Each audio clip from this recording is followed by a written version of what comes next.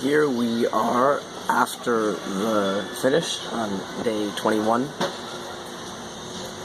and probably you've seen the video where I interview Chrisana, and I'm putting it on YouTube,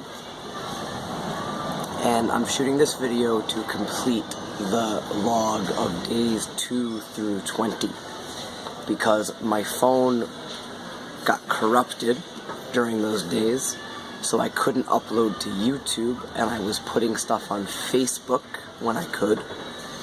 And this video is intended to complete the log, so you can watch the videos from day 1, the interview from day 21, and this is a summary of the experience. It went through waves, for sure. The first week was a lot of anger. It was a lot of screaming and getting rid of the top level things that wanted to come out. And in my daily life, so although the meditation is at 7, there's still 23 hours left in the day to be in Berlin, meeting people, going on tours, doing creative things, doing some improv, going to some parties. So while I was processing the anger in week 1, my daily life was still pretty much like it was back home. Thank you.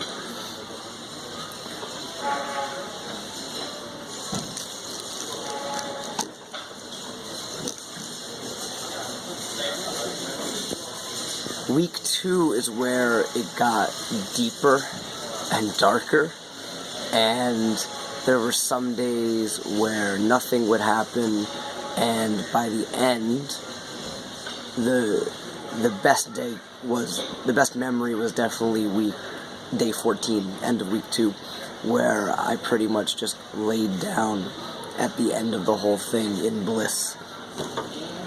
I didn't move for maybe 15 minutes after the meditation ended. I was just on the floor,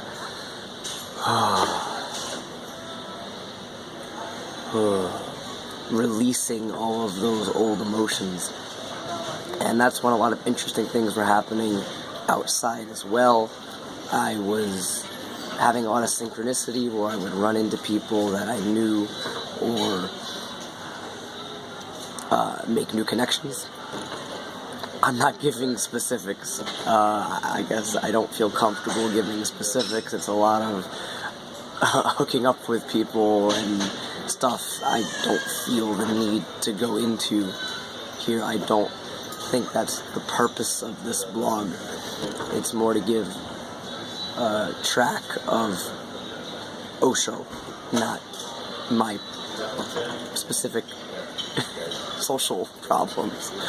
So, week 3, it was a lot lighter, so the emotions weren't coming. So stage 2 is the infamous one where you're supposed to go crazy, and I found I'd already gotten a lot of the crazy out, and I was therefore more focused on the other stages. For instance, my breathing got much deeper in stage 1, and I realized I wasn't even breathing before day 17.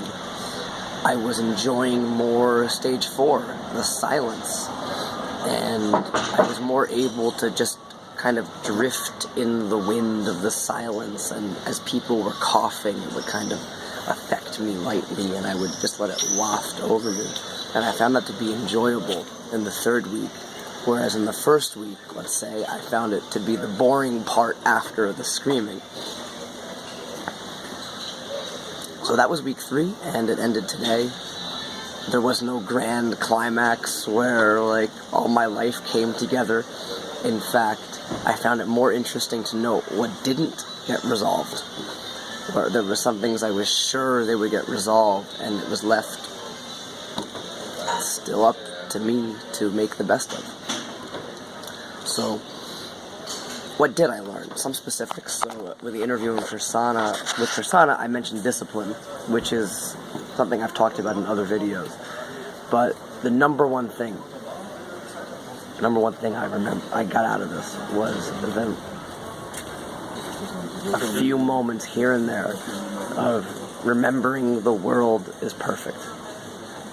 And in every moment there is wisdom, in every moment there is perfection, and it's our responsibility to sit in stillness, remember this mission, remember this truth that we are all perfect, and then we can proceed throughout the world with the love which is deep within our hearts. Philosophically, I've been thinking about what this means, because I find Berliners, they want to maintain this perfection 24/7. They're kind of just floating in the wind, maintaining their connection to the spontaneous impulses of the heart. And I don't think this is the takeaway. I think that's more of a convenient way to avoid dealing with problems. Like, life is about sacrifice. And I find if you ask a Berliner to sacrifice something for a long-term gain, they're going to look at you like, I'm just following my bliss. And I get it. I don't think it's the full story. I think a more complete picture is to tune in as much as possible, or in strategic ways when it's right, and then to go back in the world and slay your dragons, meet your challenges, push yourself. And when you get through the next challenge, you are rewarded, not with status or girls or money, but your reward is to return to the stillness of the perfect universe for a moment, and then you go slay your next dragon. So I'm off to slay some dragons. It's been good chatting. Subscribe to the blog. Krisanna was my first interview. However, I have a new task, which is to interview one person a day for the next 3 weeks. So there'll be 20 more interviews coming.